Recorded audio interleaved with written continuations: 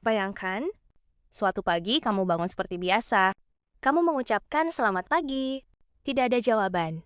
Kamu mengirim pesan. Tidak dibaca. Ia menatapmu sebentar, lalu pergi begitu saja. Tidak ada teriakan, tidak ada pertengkaran, tidak ada penjelasan. Hanya diam. Hari pertama, kamu masih tenang. Hari kedua, kamu mulai bertanya-tanya. Hari ketiga, kamu mulai meminta maaf, bahkan sebelum tahu apa kesalahanmu. Dan pada titik itu, sesuatu telah berubah. Bukan hubunganmu, melainkan dirimu.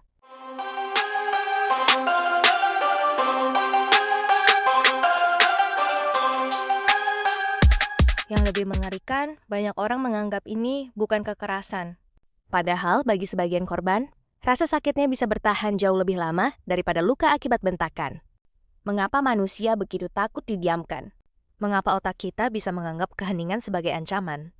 Dan bagaimana sesuatu yang terlihat sederhana bisa perlahan menghancurkan harga diri seseorang? Jawabannya mungkin akan mengubah cara pandangmu terhadap hubungan. Apa itu silent treatment? Silent treatment adalah tindakan sengaja menghentikan komunikasi terhadap seseorang. Pelakunya bisa mengabaikan pesan, menghindari kontak mata, berpura-pura orang tersebut tidak ada, bahkan tinggal serumah tanpa mengucapkan satu kata pun selama berhari-hari. Banyak orang menganggap ini hanya cara untuk menenangkan diri, padahal belum tentu. Psikolog membedakan dua hal yang sering disalahartikan. Yang pertama adalah taking space, yaitu mengambil waktu untuk menenangkan emosi sebelum kembali berdiskusi. Yang kedua adalah silent treatment, yaitu menggunakan keheningan sebagai hukuman atau alat mengendalikan orang lain. Perbedaannya sangat besar. Orang yang mengambil jeda biasanya berkata, "Aku sedang marah, beri aku waktu 1 jam, nanti kita lanjut bicara." Sedangkan silent treatment tidak memberikan penjelasan sama sekali. Korban hanya dibiarkan menebak-nebak. Saya akan coba bahas beberapa fakta menarik dalam beberapa bagian. Pertama, silent treatment. Senjata yang tidak pernah mengeluarkan peluru. Dalam film, senjata paling berbahaya biasanya adalah pisau, pistol, atau racun. Namun dalam kehidupan nyata, ada senjata yang jauh lebih sunyi. Namanya silent treatment. Tidak meninggalkan memar, tidak meninggalkan darah, tidak meninggalkan bukti, tetapi meninggalkan pertanyaan yang terus berputar di kepala korban. Apa salahku? Kenapa dia berubah? Apakah aku sudah tidak berharga? Dan semakin lama pertanyaan itu tidak terjawab. Ironisnya, semakin besar luka yang tumbuh. Pelaku seringkali hanya melakukan satu hal, tidak berbicara. Kedua, mengapa otak begitu takut diabaikan? Untuk memahami ini, kita harus kembali ribuan tahun ke masa ketika manusia hidup dalam kelompok kecil.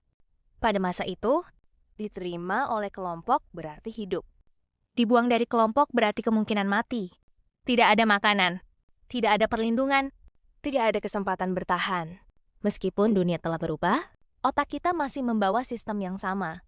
Karena itulah, ketika seseorang yang penting bagi kita tiba-tiba mengabaikan kita, otak tidak berkata, "Tenang, dia hanya sedang diam." Sebaliknya, otak bereaksi seolah sedang kehilangan rasa aman.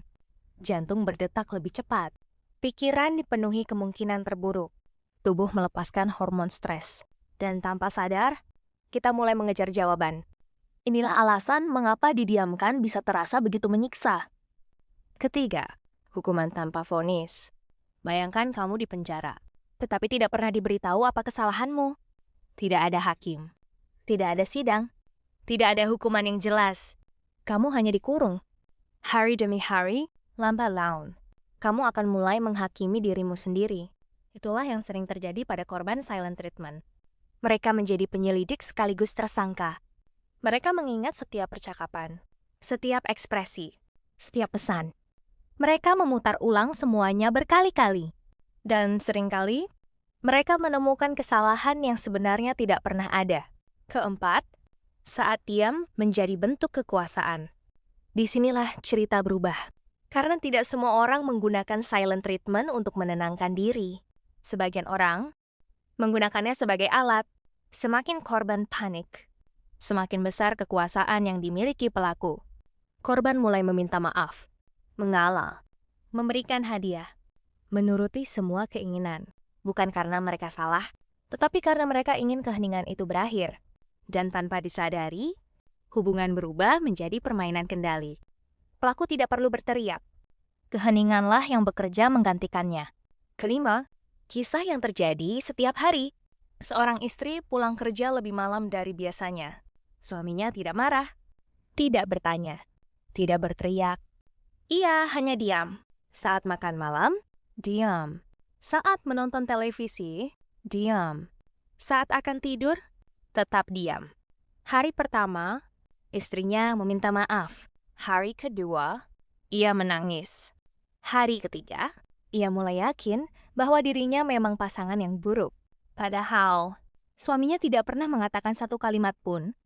Lihat betapa kuatnya sebuah keheningan.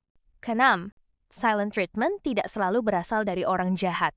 Disinilah banyak orang keliru. Tidak semua pelaku adalah manipulator. Ada yang tumbuh dalam keluarga yang tidak pernah mengajarkan cara mengungkapkan emosi. Saat marah, mereka hanya tahu satu cara. Menarik diri, diam, menghindar. Karena itu penting membedakan dua hal. Yang pertama adalah mengambil jeda untuk menenangkan diri. Yang kedua adalah sengaja mendiamkan seseorang agar ia merasa bersalah. Sekilas terlihat sama, padahal dampaknya sangat berbeda. Ketujuh, bekas luka yang tidak terlihat. Luka fisik memiliki warna, memiliki bentuk, memiliki bekas. Namun luka akibat silent treatment jauh lebih rumit. Korban mulai kehilangan rasa percaya diri. Takut berbicara. Takut mengemukakan pendapat. Takut melakukan kesalahan kecil. Mereka berjalan seperti berada di atas kaca tipis. Selalu berhati-hati. Selalu cemas. Selalu takut keheningan itu datang lagi. Dan perlahan, mereka berhenti menjadi diri sendiri. Kedelapan, mengapa korban tetap bertahan? Pertanyaan ini sering muncul. Kalau memang menyakitkan, kenapa tidak pergi? Jawabannya tidak sesederhana itu. Karena silent treatment tidak terjadi setiap hari. Di sela-sela keheningan, ada perhatian, ada pelukan, ada tawa, ada janji. Korban terus berharap bahwa semuanya akan kembali seperti dulu. Harapan inilah yang membuat banyak orang bertahan jauh lebih lama daripada yang mereka bayangkan. Kesembilan, cara mematahkan siklus. Jika seseorang berkata, "Aku sedang marah, beri aku waktu, besok kita bicara." Itu adalah komunikasi. Tetapi jika seseorang menghilang, mengabaikanmu, lalu berharap kamu menebak semuanya, itu bukan penyelesaian. Hubungan yang sehat tidak meminta seseorang membaca pikiran. Hubungan yang sehat meminta keberanian untuk berbicara. Keheningan boleh menjadi tempat menenangkan diri, tetapi tidak boleh menjadi tempat menghukum orang lain. Terakhir, bagaimana cara menghadapi silent treatment? Jika kamu berada di posisi korban, jangan langsung menyalahkan diri sendiri. Tanyakan secara tenang apa yang sebenarnya terjadi. Berikan kesempatan bagi lawan bicara untuk menjelaskan. Namun jika pola ini terus berulang, dan selalu digunakan untuk membuatmu merasa bersalah, itu adalah tanda hubungan yang tidak sehat. Komunikasi yang baik tidak dibangun dari ketakutan, melainkan dari keberanian untuk berbicara. Mungkin setelah menonton video ini, kamu akan mengingat seseorang. Seseorang yang pernah membuatmu merasa tidak terlihat. Atau mungkin justru kamu menyadari bahwa tanpa sadar, kamulah yang sering menggunakan diam sebagai senjata. Karena terkadang, kata-kata memang bisa melukai. Namun keheningan seringkali membuat seseorang menciptakan luka yang jauh lebih dalam di dalam pikirannya sendiri. Dan mungkin itulah alasan mengapa senjata paling berbahaya bukanlah yang paling berisik, melainkan yang membuat korbannya perlahan menghancurkan dirinya sendiri, tanpa pernah mendengar satu kata pun. Jika video ini membuatmu melihat hubungan dari sudut pandang yang berbeda, jangan lupa tekan like, subscribe, dan aktifkan lonceng notifikasi. Karena di balik perilaku yang tampak sederhana, sering tersembunyi psikologi yang mampu mengubah hidup seseorang.